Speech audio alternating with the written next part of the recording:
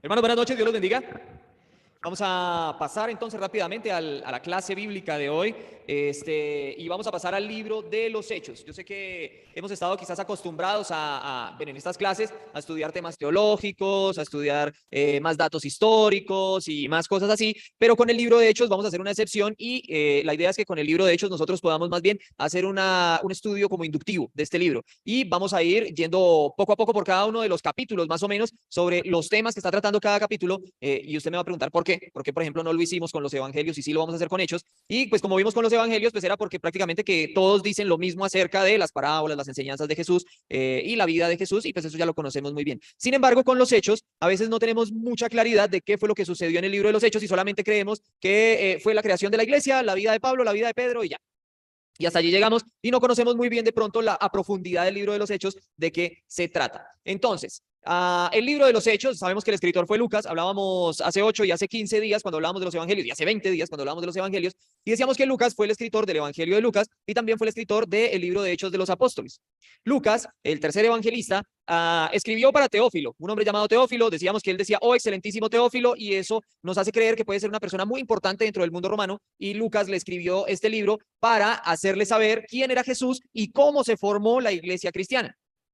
Decíamos que era un mismo pergamino, era un mismo libro. De hecho, él dice en el anterior tratado, le dice, en el primer tratado, dice en el versículo 1 del capítulo 1, dice, en el primer tratado, oh Teófilo, hablé acerca de todas las cosas que Jesús comenzó a hacer y a enseñar. Esta es la introducción que tiene Lucas en el libro de los apóstoles, de Hechos de los Apóstoles, y le está diciendo, en el primer tratado, o sea, en lo primero que hablamos, no necesariamente tiene que ser un libro separado, él dice, en lo primero que hablamos, yo le mostré quién era Jesús y las cosas que hizo, ¿sí? Y aquí en adelante le va a empezar a hablar de la iglesia, de cómo se formó la iglesia de Cristo, de cómo se formó la iglesia cristiana.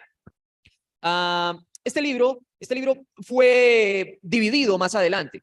¿Para qué fue dividido? Bueno, cuando se arma el canon, la necesidad de la iglesia es separemos a Lucas porque está hablando de Jesús y separemos a Hechos porque está hablando de la historia de la iglesia, porque necesitamos poner a Lucas aquí con los evangelios, armar un bloque de evangelios y ellos son los que se encargan de dividir el libro en dos partes, pero era un solo libro, no eran dos. ¿Listo? Dice que fue escrito más o menos en el año 80 después de Cristo, que fue cuando fue escrito también el evangelio de Lucas.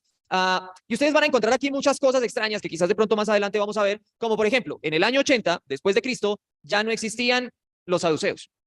Jerusalén ya había sido destruido por los romanos. ¿Sí? Pedro y Pablo ya habían muerto en ese momento. Y sin embargo, en el libro de Hechos no se menciona nada de esto. Pero más adelante nos vamos a dar cuenta por qué. Eso lo vamos a ver casi al final del libro. Tiene 28 capítulos y el nombre nunca fue Hechos de los Apóstoles. El nombre es atribuido a Ireneo de León en el siglo II. Quizás antes lo llamaban de esa manera, sin embargo, él no es que tenga un título que diga Hechos de los Apóstoles o algo así, de creación de la iglesia o algo así, no, solamente era un tratado para Teófilo. Y la tradición es la que se ha encargado de decirnos que la primera persona que lo llamó Hechos de los Apóstoles fue Ireneo de León en el siglo II. Posiblemente ellos, posiblemente si hubiese llamado de otra manera o no tenía nombre, pero fue Ireneo, o lo llamaban de esa manera, de manera vulgar, digámoslo así en el vulgo, o era conocido así, pero fue Ireneo el primero en escribir y decir el libro de los Hechos de los Apóstoles. Y por eso lo pusieron así y ahora lo llamamos de esa manera. Listo. Vamos a hacer entonces ahora sí nuestro recorrido capítulo a capítulo. Vamos a ver hasta dónde llegamos. No creo que alcancemos a llegar muy lejos hoy. Posiblemente se nos vayan entre 2 y 3 clases en este libro. ¿Listo? Entonces, capítulo número 1. ¿De qué está hablando el capítulo número 1? Está hablando de Jesús resucitado. Empieza a decir, como les decía, dice que él le dijo a Teófilo que ya le había escrito sobre las obras de Jesús y en el versículo 2 dice, hasta el día en que fue recibido arriba, después de haber dado mandamientos por el Espíritu Santo a los apóstoles que él había escogido. Jesús ya había resucitado. Y empieza a hablar de la ascensión de Cristo también. Mire, él fue recibido arriba. Pero antes de ser recibido en los cielos, querido Teófilo, Jesús dejó algunos mandamientos. Hay personas que les van a decir a ustedes que Teófilo no era una persona, sino que Teófilo era una comunidad. ¿Por qué? ¿Qué quiere decir Teo en griego?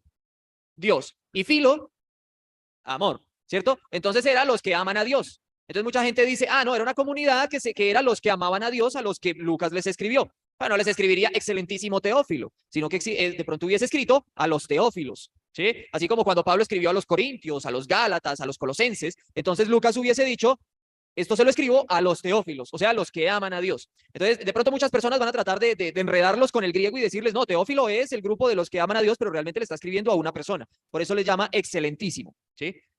Entonces, para que lo tengan en cuenta. Se me estaba yendo esto. Ok, entonces, habla de Jesús resucitado y cuenta que Jesús estuvo 40 días con los apóstoles después de su resurrección. Mire que la mayoría de evangelios, por ejemplo, los sinópticos, Mateo, Marcos y Lucas, nos hablan a nosotros de que Jesús resucita, las mujeres van a visitarlo el domingo en la mañana, llegan a la tumba y la tumba está vacía, la piedra está corrida. Llega un ángel y les dice, porque buscan a los vivos dentro de los muertos. Las mujeres se van y Jesús se les aparece. Ellas van a contarle a los discípulos, a los apóstoles, Jesús se les aparece a otros dos en el camino de Maús y después Jesús se les presenta a ellos directamente donde todos estaban reunidos en la casa donde estaban y allí ya lo pueden ver resucitado. Posteriormente nosotros vemos la gran comisión y en la gran comisión ¿qué hace Jesús? Asciende. Entonces Jesús les da la gran comisión y asciende inmediatamente. Entonces los evangelios a nosotros nos muestran que eso fue cuestión de un día, 2 días, quizás fue el mismo día. Jesús le dio la gran comisión a ellos el mismo domingo en la tarde y se fue. Más o menos lo que nos muestran los sinópticos. Pero el evangelio de Juan sí nos dice que Jesús estuvo interactuando con los apóstoles muchos días. ¿Sí? Después, vemos aquí, en Hechos de los Apóstoles, cómo Jesús dice en el versículo 3, a quienes también después de haber padecido se presentó vivo con muchas pruebas indubitables, apareciéndoseles durante 40 días y hablándoles acerca del reino de Dios. ¿Cuántos días estuvo Jesús con los apóstoles? 40. Después de la Pascua, que a Jesús lo mataron un día antes de la Pascua y él resucita 2 días después de la Pascua, ¿cierto? La Pascua caía viernes y él resucitó el domingo. Entonces, caía sábado, la Pascua y él resucitó el domingo. 50 días después de la Pascua, ¿qué hay? Otra fiesta. ¿Cómo se llama? Pentecostés. Entonces, Jesús está con ellos durante 40 días antes de que inicie Pentecostés. ¿Y cuándo inicia la iglesia? En Pentecostés. Es decir, que Jesús ascendiendo y la iglesia empezando. Eso es lo que nos muestra el libro de los Hechos. 40 días después. En el mismo capítulo 1, nosotros vemos cómo en lugar de Judas es escogido Matías. ¿Sí? Se echaron un parquezazo ahí con unos dados, se echaron suertes y le cayó a Matías la suerte. Y Matías fue quien reemplazó a Judas. Ahí completaron los 12 apóstoles después de la muerte de Judas. Capítulo 2, el Pentecostés. Pente quiere decir 5, y bueno, la fiesta de los 50 días después, por eso se llama Pentecostés en griego, después de la Pascua. Ahora, aquí es bueno que nosotros prestemos atención a algo y es que necesitamos entender un poco la idiosincrasia judía. Ellos tenían fiestas y la fiesta más importante para ellos, como lo decíamos el domingo en la cena, era la Pascua. Ellos no podían faltar a la Pascua, quizás podían faltar a alguna otra fiesta, pero no a la Pascua. La Pascua era la más importante. De hecho, si no asistían a la Pascua, si no estaban enfermos o si no era que estuvieran viajando, eran cortados del pueblo, no eran tenidos como judíos. Entonces tenían que obligatoriamente asistir a la Pascua y lo hacían en Jerusalén. Ellos estando en Jerusalén, a los 50 días venía el Pentecostés. Ahora, quiero que usted se imagine esto. Usted se reúne en el centro del país y usted vive en los extremos del país y no hay transporte, no hay aviones, no hay buses, no hay carros, no hay motos, lo único que hay son camellos y eso solamente la tiene la gente de dinero. Hay gente que tiene que caminar. ¿Cuánto tiempo podría demorarse usted desde del país que usted sea, haga el cálculo, desde la punta de su país hasta el centro del país caminando? Y estamos hablando de días, 3 días, 4 días, 5 días, dependiendo del país, semanas, dependiendo del país. Por ejemplo, si es mexicano, tiene mucho que recorrer, si es salvadoreño, pues está más cerquita, pero de todas maneras, dependiendo del país, usted se va a demorar días. No es que se demore horas, se demora días como mínimo para poder llegar. Y viene la fiesta de Pentecostés. Entonces usted dice, me voy a tirar una semana para regresar a mi casa y después otra semana de venida. Estamos hablando de 15 a 20 días aproximadamente y en 50 hay una fiesta. ¿Para qué me voy? Pues me quedo, ¿cierto? Y estamos hablando solamente de los judíos. Ahora calcule usted que en ese momento había una dispersión de judíos por todo el imperio romano y ya no estamos hablando de que usted se va a venir desde la punta de su país, sino que quizás usted viene de 3 o 4 países más allá del suyo a venir a reunirse. Entonces el tiempo de devolverse a su casa ya se le va a incrementar mucho más. Entonces más bien se queda en Jerusalén. Por eso, cuando María y José iban camino a Belén, porque había un censo, ellos tuvieron que quedarse en un pesebre porque los hoteles estaban llenos. ¿Por qué? Porque no daban abasto. Entonces, en la fiesta de la Pascua, esperando Pentecostés, la cosa era igual. El pueblo, o sea, Jerusalén, era un hervidero de gente impresionante, porque allí era donde se celebraba, y calcule usted todos los judíos viniendo de cualquier país del imperio a reunirse en la Pascua y posteriormente a quedarse para quedarse en Pentecostés. No todos se quedaban, pero la mayoría sí se quedaban. Entonces resulta que Pedro se levanta y hace su primer discurso. Y ahí recordamos cuando Pedro les dice que ellos fueron los encargados de crucificar a Jesús, y ahí es cuando les dice, y ellos le preguntan, varones, hermanos, ¿qué haremos? Y él les dice, bautícense en el nombre del Señor Jesús, ¿sí? Ahí empieza la iglesia. Ojo, y esto sirve para aquellos que creemos que el hablar en lenguas es la vasalla y esas vainas, ¿cierto? Porque dice que ellos empezaron a hablar en lenguas, pero no en lenguas extrañas. Ellos hablaron en lenguas, pero en idiomas diferentes.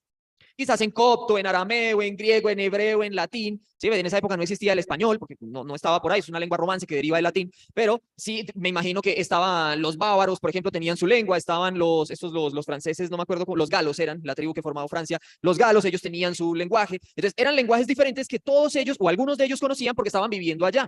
Haga de cuenta, para nosotros es difícil, porque si usted se va para Argentina, pues habla español. Dice, no, entonces me voy a ir para Chile, bueno, también habla español. No, entonces me voy a ir a vivir a Honduras, pues habla español. Me voy a ir a vivir a Ecuador, no, pues igual. Me voy a ir a vivir a Venezuela, igual. No, voy para Nicaragua, igual. O sea, todos nosotros hablamos español, excepto Brasil y excepto Estados Unidos y Canadá, ¿cierto? En nuestro continente. Parece usted en Europa, donde si usted se mueve de un lugar, usted pasa, digamos, usted vive en España y usted se va para Inglaterra, inglés. Si usted se va para Irlanda, bueno, también inglés. Pero si usted se va para Alemania, alemán. Si usted se va para Francia, francés. Si usted se va para Italia, italiano. Y así, por el país donde usted se mueva, le va a cambiar el idioma a un idioma totalmente diferente, ¿sí? Entonces, haga de cuenta que usted está reunido en España y hay una reunión de todos los europeos y usted a todos les entiende. Sin usted saber italiano, francés, portugués, alemán y todo eso, pero usted les está entendiendo. Así estén hablando en italiano, usted está entendiendo. De eso se trataban las lenguas. Y por eso es necesario hacer esa explicación de que todos estaban reunidos en Jerusalén en ese momento, porque había gente que se reunía o que vivía en Siria, otros que vivían quizás en Éfeso, otros que vivían por allá más arriba, de pronto en Panfilia, quizás, y estaban en Jerusalén y estaban hablando copto, digamos, que usted no sabía copto, porque eso es de los egipcios, pero usted está entendiendo. Y yo cuando entonces yo le pedí a Dios un día que tenía una entrevista para un call center en inglés y yo le dije, Señor, ayúdame a entender lenguas en esta entrevista para poder conseguir el trabajo. Pero no, no tengo el don de lenguas. Sí, y no pude comprender, entonces no pasé la entrevista. Eso fue lo que sucedió en ese momento. Eso fue lo que sucedió. Ellos empezaron a entender los idiomas de los otros. Por eso ellos decían, ¿cómo son capaces de hablarnos en nuestro propio dialecto? Y le entendemos. Claro, porque era que estaban hablando los idiomas de los lugares de donde cada uno de ellos venía. Y dice Pedro que en ese momento, perdón, dice el libro que en ese momento, cuando Pedro les habló, bueno, hablaron en lenguas, todo esto sucedió, y Pedro les habló y les dijo que se tenían que arrepentir, ellos se compungieron de corazón y se bautizaron. ¿Cuántas personas? Como 3,000. ¿Contando mujeres y niños? No, solo varones. Y usted me va a decir, pero es que ahí dice como 3,000 personas, entre personas hay mujeres y niños. Bueno, ¿cómo hermana? Ellos contaban la cabeza del varón, dice la hermana Sandra, y así era. No contaban las mujeres y los niños. Cuando Jesús alimentó como a 5,000, fueron como 5,000 hombres, sin contar mujeres y niños. Y eso mismo pasó, sí. Ah, ok. Se las quedo viendo y se las cuento para la próxima. El hermano Byron dice que Mateo dice que sin contar mujeres y niños, porque claro, ellos contaban solamente hombres. O sea, en este bautismo de 3,000 eran solo hombres. Ese bautismo, póngale que fueron unos 5,000, más o menos. Porque estaban 3,000 hombres más su esposa, quizás algún hijo joven que entendió y cosas así. Por lo menos fueron 5,000. Pero empezaron con esos 3,000. Ahora, mucha gente dice, ¿y dónde bautizaron toda esa gente? Los escépticos dicen, no, pues, 3,000. Imagínese usted, nosotros tuvimos un bautismo aquí el domingo. ¿Cuánto demoró Byron bautizando a Juan Carlos? Como 10 minutos. Y era uno solo. Con todo dispuesto, con ropita lista y todo, como 10 minutos. Ahora calcule usted esos 3,000. Entonces, ¿cuánto duraron? ¿Una semana bautizando? ¿Solo Pedro bautizó? Bueno, no lo sabemos. Seguramente todos los apóstoles, los discípulos más cercanos también ayudaron a bautizar, pero tengamos algo en cuenta, porque también me van a decir, ¿y de dónde sacaron el agua allá en Jerusalén? Bueno, habían piscinas de purificación en el templo. Es muy sencillo, que sencillamente ellos pasen y ya, y listo. Exacto. Entonces, tengamos en cuenta que las piscinas de purificación eran con escaleras de entrada y con escaleras de salida, donde yo entraba, así como en una piscina de hoy en día, que yo voy caminando, me voy hundiendo, me va tapando todo, sigo caminando y yo ya salgo a flote. Así ellos hacían la purificación antes de entrar al templo. Entonces era muy sencillo, en esas piscinas de purificación entrar y hacer los bautismos así sencillo, o con jarrones de estos grandes, como las tinajas que Jesús convirtió en vino, porque usted no se ha preguntado por qué Jesús convirtió unas tinajas de agua que habían ahí en vino. ¿Será porque las tenían recogidas, agua lluvia, por si de pronto se iba el agua, por si la empresa del acueducto cortaba? No, eran agua para la purificación y Jesús las utilizó para convertir el agua en vino. Todas las casas tenían una tinaja con agua porque ellos acostumbraban purificarse para todo. ¿Se acuerdan que yo les contaba una vez que si ellos caminaban, ellos creían que los pecados se les pegaban del polvo? Si yo pasaba y dejaba mis pecados, el que pasaba atrás, exacto, el que pasaba atrás se le pegaban los pecados míos, y como dice la hermana Sandra, por eso ellos tenían la costumbre de lavarse los pies antes de entrar a una casa, para dejar los pecados en el agua. Por eso los fariseos acusan a los apóstoles de comer sin lavarse las manos, porque tienen pecados en su mano, entonces están comiendo los pecados. Por eso Jesús les dice que no lo que entra al cuerpo es lo que hace daño, sino lo que sale de la boca del hombre. Porque ellos creían que el pecado también se podía comer, y entonces ahora el pecado está dentro de mí también. Eran las tradiciones que ellos tenían, y por eso ellos tenían tanta agua. Ok, y después el capítulo 2 termina diciéndonos sobre la unidad de los primeros cristianos. Dice que ellos vendían todas sus propiedades y hacían que todo fuera... Mire, esto no es socialismo, porque ya vamos a empezar a pensar también que esto es socialismo. Entonces, para los que les gusta Chávez, para los que les gusta Petro, para los que les gusta Ortega y todos estos que son socialistas van a decir, oiga, entonces votamos bien por el presidente porque Jesús era socialista y ellos vendían todo y lo ponen. No, eso no es socialismo, eso era tener las cosas en común, todas las cosas en común. Porque si usted mira de todas formas el socialismo, si nos vamos a mirar un poquito a Maduro, por ejemplo, el gobierno de Maduro es socialista, pero Maduro es un adinerado. Él tiene toda la plata que la gente de Venezuela no tiene. Entonces, realmente de socialista no es mucho. La gente de Cuba, todos viven casi que con el mismo salario, menos el presidente. El presidente vive muy bien, tiene un palacio de lujo, tiene muchas cosas. Y no me quiero seguir metiendo en política, pero el socialismo como idea es bueno, como ejecución muy malo. porque igual los de arriba van a seguir siempre teniendo. Mientras que los apóstoles no eran los adinerados que tuvieran una mansión en Jerusalén, mientras los hermanitos sí comían todos pancitos de cebada juntos. ¿Se acuerdan que alguna vez les dije que el pan de cebada era el que comían los pobres y el pan de trigo era el que comían los ricos? Entonces venían los apóstoles allá sentados, los 12, ya con Matías, ¿no? Comiendo ahí pancito de trigo con jugo de uva puro, porque los pobres comían jugo, tomaban jugo de uva mezclado con agua, porque no les alcanzaba para hacerlo puro. Y mientras que los hermanitos todos comiendo pancito de cebada con jugo con jugo mezclado. Como pasa con muchas iglesias, ¿no? Que el pastor llega con camionetas blindadas, escoltas, con mucha plata, mientras que los pobres feligreses con zapaticos rotos, ahí llevando su diezmo y todo eso. No se trata. Ese es el socialismo que nos venden hoy en día, el de esas iglesias. No, realmente todos tenían todo en común. Y tampoco era que si yo tengo 10 y Sandra tiene 20, entonces Sandra vende para yo quedar con 15 y ella con 15. No, era que si yo tengo 5 y ella tiene 20, pues ella me da el 5 para que yo tenga 10 y ella sigue quedando con 15. O sea, no es que ella se va a tirar al mismo nivel que yo, porque si ella tiene, ella me da un poquito de lo suyo para que yo salga un poquito de la olla, pero tampoco es que vamos a quedar al mismo nivel, ¿sí? O sea, no era que todos estuvieran con las mismas riquezas, sino que se interesaba era en que las viudas, los pobres, las personas desprotegidas tuvieran tranquilidad, pero no que fueran igual de ricos que los otros. ¿Listo? Eso lo vamos a ir viendo más adelantito. El capítulo 3. Entonces después dice que vienen Pedro y Juan como a la hora novena. ¿Cuál es la hora novena para los judíos? ¿Las qué? ¿Las qué? ¿Las 3? Muy bien, las 3 de la tarde, que fue a la hora que murió Jesús. Las 3 de la tarde, a la hora novena. Y venían Pedro y Juan, iban caminando para el templo y vieron un cojo. Y el cojo empezó a pedirles dinero. Es una frase muy conocida. ¿Qué le dijo Pedro? Exacto, no tengo plata ni oro, pero de lo que tengo te doy. Y le dijo, a ti te digo, levántate, anda y toda la cosa. El cojo se paró, es que el cojo tenía como 40 años, él se paró y fue o sea, eso fue notorio para todo el mundo y se metieron en un problema. Bueno, Pedro ahí habló en el pórtico de Salomón, volvió y le llamó la atención a la gente, les dijo, miren, ese Jesús que usted, ya le había funcionado una vez. Pues lo volvió a decir, claro, es como esas prédicas en las que usted hace bautizar a alguien, o hace llorar a alguien y usted la quiere estar dando siempre, ¿cierto? Nos contaban una historia, yo no me acuerdo quién, de un hermano que empezó a predicar sobre, no sé si te acuerdas, flaca, de quién era, que empezó a predicar sobre algo, creo que sobre el amor entre los hermanos, ¿sí? Y empezó a predicar, y uy, que qué estudio, que qué sermón, qué hermano, que qué sermón, y entonces él volvió, invitado para dentro de 8 días otra vez, y entonces el hermano volvió y dio el mismo sermón sobre el amor. ¿Fue con ustedes que nos lo contaron o fue en Baxter, algo así? Y volvió a dar el mismo sermón. Bueno, pues sí está bueno, pero otra vez lo mismo, sí, hermano, está bueno, ¿qué tal? Y lo volvieron a invitar a ver si de pronto hablaba de otra cosa, volvió a los 8 días y volvió a hablar sobre el amor, el mismo sermón. Ya la iglesia, venga, no, venga. O sea, ya es suficiente, ¿no?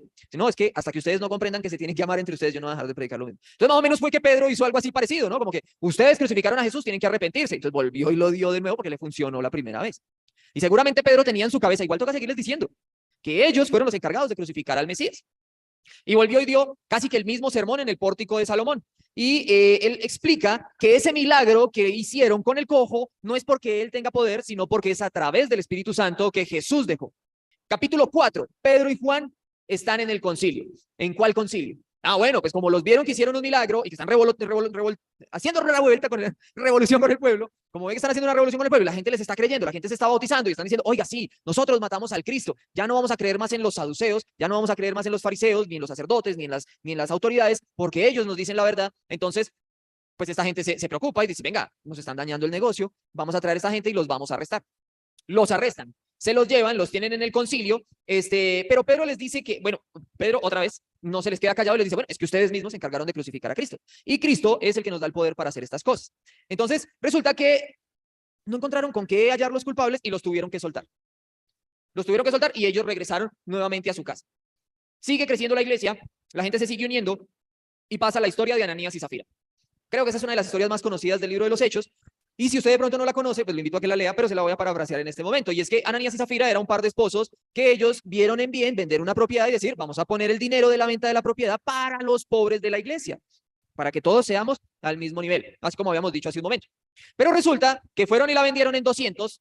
Estoy poniendo un número loco porque no dice la Biblia. Fueron y la vendieron en 200 y ellos dijeron, si no damos los 200, sino 100. Y con eso, pues usted y yo nos quedamos con los 100 y le damos los 100 a la iglesia y quedamos como unos príncipes en la iglesia. Dijo Ananías. Entonces Zafira le dijo, oiga, mijo, pues sí, aguanta, vamos a hacerlo. Cojamos 100, usted va y les lleva 100 y quedamos como unos reyes. Póngale que verá que el domingo eso nos felicitan, nos hacen pasar al frente, van a decir que somos los mejores hermanos de la iglesia. Llega Ananías con la plata y se la entrega a Pedro y le dice, mire, Pedro, 100, esto costó la propiedad. Pero el Espíritu Santo, apoderado de Pedro, le dijo a Ananías, ¿por qué nos mienten? ¿Acaso si usted vendía la propiedad no era suya? Se podía quedar con los 200 si quería, no tenía que venir a mentirnos. No era por el monto, porque también la gente va a pensar y va a decir, bueno, lo que pasa es que esas iglesias donde piden dinero y le quieren sacar hasta el último peso, y no se trata de eso, porque ellos divinamente le hubieran podido haber dicho a Pedro, mire, ¿sabe qué, Pedro? Nos arrepentimos, no vamos a dar dinero. Vendí mi propiedad y me voy a quedar con el dinero porque pienso comprar en otro lado y ya, punto. Me voy a comprar un carrito o qué sé yo, ¿sí? Pero lo que le molestó al Espíritu Santo es que ellos hayan hecho el concierto para delinquir, que se llama ese delito ahorita, que se pusieron de acuerdo para mentirle a los apóstoles y decirles, la vendimos en tanto. Y aparte, porque con eso están alimentando su ego, no lo están haciendo por ayudarle a otro, sino por ser vistos. Exacto, por no quedarse atrás, porque como todo el mundo está dando, nosotros no nos podemos quedar atrás. Entonces vamos a dar, pero no todo, sino lo que yo quiera. Ahora, si ellos hubiesen hecho desde un principio el acuerdo con Dios y con los apóstoles y le hubieran dicho, mire, vamos a vender una propiedad, pero les vamos a dar la mitad del precio, no hubiese pasado nada, porque ya lo habían acordado de esa manera. Pero como ellos robaron a Dios, le mintieron a Dios, intentaron mentirle a Dios, entonces Dios los castiga. Y dice que Ananías murió en ese momento. Se fueron y lo enterraron y llegó Zafira a preguntar por el marido, quizás de pronto a ver si le daban palmadita en la espalda y le decían, oiga, Zafira, qué grande donación la que ustedes hicieron, o algo así. Y lo que hizo Pedro fue llamarle la atención y decirle, no, primero le preguntó en cuánto vendieron la heredad. Y como ya se habían puesto de acuerdo, ya en 100. Y él le dice, ¿por qué quieren tentar al Espíritu de Dios? ¿Qué necesidad la de ustedes? Mire, están llegando los que acaban de enterrar a su marido. Y ¡pum! Se murió también Zafira. Una historia muy bonita. Los invito a que la lean. Después, Pedro y Juan son arrestados en ese mismo capítulo. Vamos a leerlo. Dice 34 al 39 dice, entonces, espera, aquí más bien. Entonces levantándose en el concilio un fariseo llamado Gamaliel, ¿se acuerdan de Gamaliel? Ok. Doctor de la ley, venerado de todo el pueblo, mandó que sacasen fuera por un momento a los apóstoles. Y luego dijo, varones israelitas, mirad por vosotros lo que vais a hacer respecto a estos hombres. Porque antes de estos días se levantó Teudas diciendo que era alguien. A este se unió un número como de 400 hombres, pero él fue muerto y todos los que le obedecían fueron dispersados y reducidos a nada. Después de este se levantó Judas el Galileo en los días del censo, y llevó en pos de sí a mucho pueblo. Pereció también él, y todos los que le obedecían fueron dispersados. Y ahora os digo, apartaos de estos hombres y dejadlos, porque si este consejo o esta obra es de los hombres, se desvanecerá. Mas si es de Dios, no la podréis destruir. No seáis tal vez hallados luchando contra Dios. Resulta que cogieron a Pedro y a Juan, los iban a encarcelar y los estaban acusando de que estaban pervirtiendo al pueblo con las enseñanzas de Jesús. Cuando los cogieron la primera vez, que no los hallaron culpables y los tuvieron que soltar, los soltaron con la condición de que no siguieran enseñándole al pueblo sobre Jesús. ¿Y qué hicieron Pedro y Juan? Siguieron enseñando sobre Jesús, a ellos no les importó. Y cuando los vuelven a coger, los acusan de esto mismo y les dicen, hombre, ya se le había dicho, mire, 1, 2, 3, ¿cuántas veces le tengo que decir? Ahora sí lo voy a encarcelar. Pero cuando estaban en el concilio, como igual no se hallan culpables, este hombre Gamaliel, que era muy sabio, ¿quién era Gamaliel? El maestro de Pablo, exacto. Pablo después más adelante dice que él fue fariseo de fariseos, instruido a los pies de Gamaliel. Okay. Este hombre muy sabio, muy inteligente, muy conocedor de las escrituras, les dice, mire, ya tenemos dos experiencias, un hombre llamado Teudas y otro llamado Judas Galileo, que se levantaron, dijeron que tenían algún poder, sí, jalaron a alguna gente, pero después los mataron y esa gente fue dispersada y no sabemos nada de ellos. ¿Por qué? Porque Dios no respaldaba sus palabras. Ahora, no molesten a estas personas. ¿Por qué? Porque si ellos no hablan por Dios y Dios no está con ellos, va a pasar lo mismo. Pero si sí está con Dios, ustedes van a quedar como personas que luchan en contra de Dios porque Él sí está con ellos. Entonces Él les llama la atención y ahí los tienen que soltar. Entonces los sueltan y ellos se van nuevamente a trabajar a la iglesia.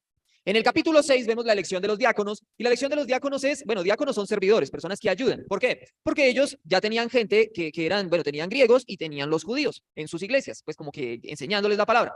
Y por atenderlos, por estar pendiente de ellos, se desatendían a unos o se desatendían a otros. Entonces, como son dos naciones diferentes o dos pensamientos diferentes, entonces los griegos decían, claro, mire, atienden más rápido a las viudas judías, porque como nosotros somos griegos, entonces a nosotros no nos quieren. Y cuando ellos atendían a los griegos, entonces los judíos decían, miren, estos vendepatria, los malinchistas dirían los mexicanos, ¿sí? Se van con ellos, porque claro, como ellos son los nuevos, los griegos, los guau, ¿cierto? Y a nosotros sí no. Entonces ellos dicen, venga, no es justo que nosotros dejemos a un lado la enseñanza de la palabra, estar pendiente de los hermanos por estarlos atendiendo de esa manera. Entonces necesitamos escoger a 7 personas que se encarguen de esos trabajos. Y escogen a los 7 diáconos. Los 7 diáconos, vamos a leerlos, no me acuerdo bien de los nombres de ellos, está en el capítulo 7, dice, en el versículo 5 dice, agradó la propuesta a toda la multitud y eligieron a Esteban, varón lleno de fe y del Espíritu Santo, a Felipe, a Prócoro, a Nicanor, a Timón, a Parmenas, a Nicolás prosélito de Antioquía. Ahí están los 7. Se escogen a estos diáconos y ellos empiezan a servir entonces en la iglesia. En ese mismo capítulo 6, mire que el primero de la lista que aparece dice, y eligieron a Esteban, varón lleno de fe y del Espíritu Santo. Miren cómo hace la aclaración. Después dice a Felipe, a Nicanor, a Prócoro, a Timón, ya no habla más de ellos, solamente habla de Esteban y dice que Esteban era un hombre lleno del Espíritu Santo. Y el siguiente tema es que arrestan a Esteban. Dice, y Esteban lleno de gracia y poder hacía grandes prodigios y señales entre el pueblo. Entonces se levantaron los de la sinagoga llamada de los libertos y de los de Cirene, de Alejandría, de Cilicia y de Asia disputando con Esteban. Entonces por envidia de los de una sinagoga es arrestado Esteban. Dice, por los de la sinagoga de los llamados libertos. ¿Cómo así que de los llamados libertos? Bueno, eran personas que habían sido esclavas, que después habían sido liberados y no se reunían con, no sé si ustedes saben, pero en Estados Unidos hay una división en las iglesias, en la mayoría de las iglesias, no en todas, pero en la mayoría de las iglesias. Hay iglesias para blancos, hay iglesias para negros y hay iglesias para latinos, ¿sí? O sea, si yo soy blanco, yo no me reúno con los negros, ni con los latinos. Entonces, mi culto es de solo gente blanca. Hay un culto que es de solo negros, y allá no van blancos. Y hay un culto que es de solo latinos, allá no va nadie más, ni negros ni blancos, ¿sí? Por el tema de la ¿cómo se llama eso? Del racismo, ¿sí? Sin embargo, hay iglesias que son multirraciales en Estados Unidos donde se reúnen todos al mismo tiempo, latinos, negros, blancos, chinos, morados, azules, sillas, jirafas, etcétera. Se reúne todo el mundo en el mismo culto, pero no son todas. Hay algunas que tienen esa división. Y esto era más o menos lo que pasaba con los libertos. Los libertos, no, ustedes no son iguales a nosotros, ustedes fueron esclavos. No se pueden reunir conmigo en la misma sinagoga. Entonces ellos tenían sinagogas aparte. Y estos que ya estaban viviendo el racismo por parte de los judíos normales, van y atacan a Esteban. ¿Sí?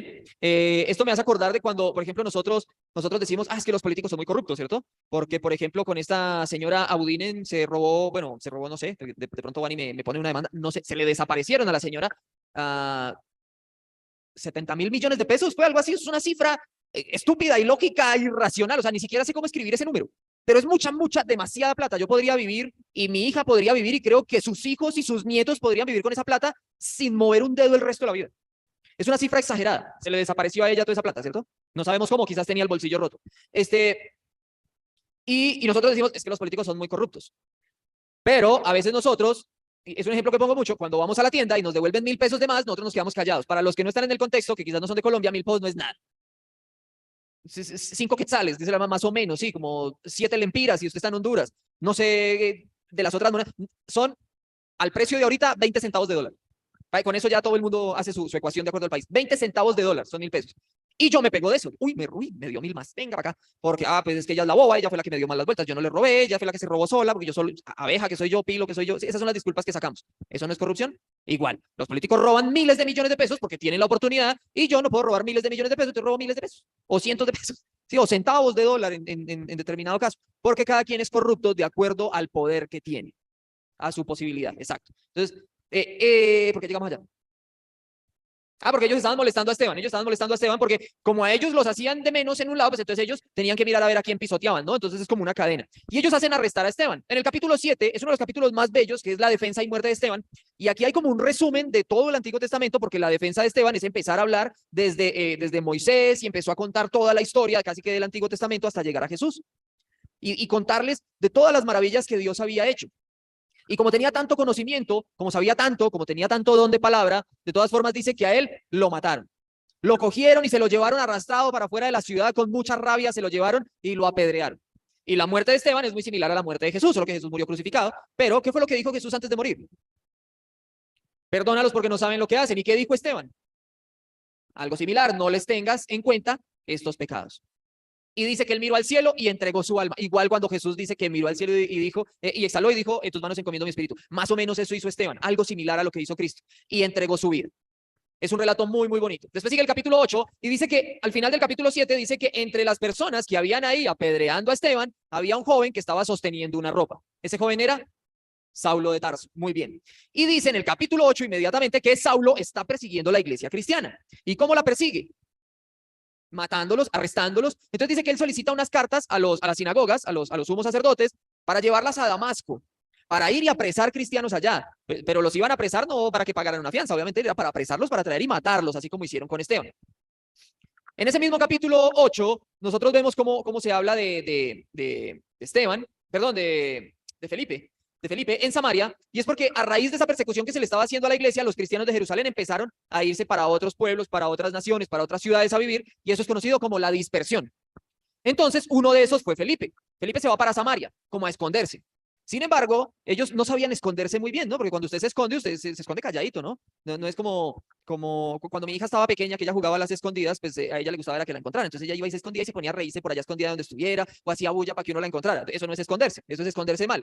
Eso casi que aquí estoy. Y eso fue lo que hizo Felipe. Felipe se estaba escondiendo, pero cuando llegó a Samaria, empezó a predicar el evangelio. Entonces también es como un, hey, aquí estoy, mírenme, ¿sí? Y él empezó a predicar el evangelio, pues igual le tenía miedo a la muerte, pero no podía dejar de contar lo que él ya sabía acerca del evangelio. Entonces, él empieza a predicar en Samaria y hace discípulos. Al enterarse Pedro y Juan de esto, entonces ellos van a Samaria a hacer más discípulos, muchos más discípulos. Y posteriormente ya nos cuenta la historia del bautismo del etíope, que fue a manos de Felipe, que dice que iba un carrito tirado por caballos, obviamente, iba en un eunuco que estaba leyendo el rollo de Isaías, no lo comprendía, Felipe se le subió al carro, le preguntó que si entendía lo que leía, él le dice que no, porque no tiene quien se lo explique, él se lo explica, y a medida que iban caminando, él empieza a agarrar el tema de Isaías, que preciso estaba hablando del siervo sufriente, ¿se acuerdan de este texto donde dice que iba a ser molido y golpeado por nuestras iniquidades? Estaba leyendo esa parte, y él empieza a explicar, y desde ahí agarra esa figura y le dice, mire, ese es el Cristo que yo estoy predicando, y le empieza a hablar del bautismo. Y dice que pasó por el lado de agua y el etíope, como algo que no le pasa a uno jamás, ¿cierto? Porque uno le tiene que rogar a la gente para que ya se bautice, meterle miedo y toda la cosa, ¿cierto? Ponerle ultimátum, hasta sobornarlos con la cena, decir, mire, es que si usted no se bautiza no puede cenar. Eso. Pero no, él vio agua y dijo, mire, ahí hay agua. ¿Qué impide que yo sea bautizado? Él mismo tomó la decisión, nadie lo forzó, nadie lo presionó, nadie le explicó tan bien para que él se bautizara, sino que él mismo tomó la decisión. Él lo comprendió solito. Dice que fue bautizado y el Espíritu tomó a Felipe y se lo llevó para otro lugar y el etíope siguió su camino. Capítulo 9. En el capítulo 9, vemos a Saulo que va camino a Damasco, va con sus cartas, va persiguiendo a la iglesia y dice que se encuentra una luz en el camino y una voz que le dice, ¿por qué me persigues? Y él le dice, pero ¿quién eres tú? Yo no te estoy persiguiendo. Y Jesús le dice, yo soy Jesús a quien tú persigues. Esa luz lo dejó ciego. Y dice que los acompañantes de Pablo inclusive lo tuvieron que llevar agarradito de la mano para introducirlo a Samaria porque él no podía ver nada. Y posteriormente Dios habla con Ananías, que era un discípulo que vivía allá mismo en Damasco, y le dice, tienes que ir a buscar a Saulo, en ese momento se llamaba Saulo, tienes que ir a buscar a Saulo, ponle las manos en los ojos y tú le vas a dar la sanación a sus ojos. Obviamente, Ananías, asustado, pero no es el mismo Ananías que se murió en el capítulo 5, ¿no? Porque van a decir, ¿revivió? ¿Cómo fue la cosa? No es otro Ananías. Entonces, este Ananías dijo, oiga, pero pues es que yo he escuchado cositas feas de él, pues, ¿y cómo me va a salir hasta por allá? ¡Qué miedo! ¿Sí? Entonces, haga de cuenta que lo mandan a usted a evangelizar a Pablo Escobar, ¡qué miedo! Pues, ¿cómo me va a mandar por allá? Si es que él mata gente. No, yo no quiero ir por allá, pero entonces Dios le dice, Jesús le dice, usted va conmigo, no hay ningún problema. Ya todo está dispuesto, usted solamente vaya. Ananías va, lo sana, dice que cayeron como grandes escamas de sus ojos y él pudo abrir los ojos de nuevo. Y Saulo se convierte. Ananías lo bautiza. Ananías mismo se encarga de bautizar a Saulo o a Pablo. Imagínese usted qué honor tan grande ser usted la persona que bautiza al precursor del cristianismo, al más grande precursor del cristianismo. Porque nadie en el Nuevo Testamento formó tantas iglesias como Pablo. Gracias a Pablo, usted y yo conocemos el evangelio prácticamente. Y ser usted la persona encargada de bautizar a ese hombre, eso es un privilegio grandísimo. Ni siquiera los apóstoles lo tuvieron. En fin, Saulo empieza predicando en Damasco y hace su primer predica en Damasco. Y después él llega a Jerusalén, pero todo el mundo está asustado. Nadie se quiere ver con él. Claro, obviamente él llega buscando a sus nuevos hermanos. Hola, hermano, ¿cómo está? Y la gente como que, hola, ¿cómo está? Y ahí como de lejitos. Quizás este es un traidor, viene a matarnos, solamente viene a investigar porque nos va a llevar de nuevo, obviamente. Y también ahí en el capítulo 9, habla sobre Dorcas, ¿sí? Que Dorcas era una discípulo o discípula, como usted le quiera decir, que vivía, espéreme, yo miro la copia, Dorcas, ay no, en Jope, gracias hermana. Dorcas vivía en Jope y ella murió, pero era una mujer que era muy conocida porque era muy buena discípulo, era una mujer de renombre en esta ciudad. Entonces Pedro va y la resucita. Obviamente no es Pedro, sino Dios a través de Pedro quien hace este milagro. Entonces Dorcas es resucitada por Pedro y dice que la fama de los apóstoles y de la iglesia seguía creciendo gracias a todas estas cosas que sucedieron en ese momento. Ok, ya para terminar, capítulo 10. En el capítulo 10 se habla de Pedro y Cornelio. Cornelio era una persona muy importante que recibió una visión de Dios y él envía a unos sirvientes, que él tenía unos siervos, a que buscaran a Pedro, porque Dios le había dicho, manda a llamar a Simón, que tiene por sobrenombre Pedro, para que él venga y te explique algunas cosas. Entonces resulta que Pedro estaba en la casa de, espérame, yo miro, dice, posa en la casa de Simón el curtidor. Tiene su casa junto al mar y él te dirá lo que es necesario que hagas, en el versículo 6. Ido el ángel que hablaba con Cornelio, llamó a 2 de sus criados y a un devoto soldado que los asistían y los envió a Jope después de haberles contado todo. Ellos se fueron a buscar a Pedro y cuando Pedro se subió a la terraza de Simón el curtidor a orar, él tenía hambre en ese momento, quizás Simón no le había dado comida todavía, la mujer se había despertado tarde, todavía con lagañas en los ojos, no le había cocinado y el pobre Pedro con hambre. Entonces él se subió a orar, ¿cierto? Y dijo, mi mamá decía que cuando uno le decía tengo hambre, ella decía acuéstese que el sueño alimenta. Entonces quizás Pedro pensó en ese momento, pues voy a orar porque el sueño alimenta, la oración alimenta, y se subió a la azotea a orar. Y dice que él vio como un lienzo descendió de las 4 puntas del cielo y le mostraba toda clase de animales para que él pudiera comer. Y obviamente él era judío, entonces él vio allá un marranito con una manzanita en la boca, que esta es una lechona, y él dijo, uy, señor, es animal impuro, no se puede ni siquiera tocar. Y Jesús le dijo, mata y come. Pedro mata y come. Dice que fue 3 veces. Él 3 veces le replicó, Señor, es inmundo. Y él volvió y le dijo, mata y come. Señor, es inmundo. Mata y come. Es inmundo. Mata y come. Lo que Dios ha santificado, no lo llames inmundo. Y Pedro comprendió, primero, que ahora sí puede comer marrano, mi hermano, con tranquilidad, no se preocupe, puede comer marrano. Y segundo, que los gentiles iban a empezar a pertenecer al reino de Dios, porque para ellos los gentiles éramos impuros. A partir de ese momento, Dios le dice, lo que yo he purificado a través de mi sangre, a través de mi muerte, a través de mi sacrificio, tú no lo puedes llamar inmundo, porque yo ya lo purifiqué en la cruz del Calvario. Y aquí nos vamos a quedar, mis hermanos, para la próxima semana, capítulo 10, ahí nos quedamos y terminamos entonces con una oración.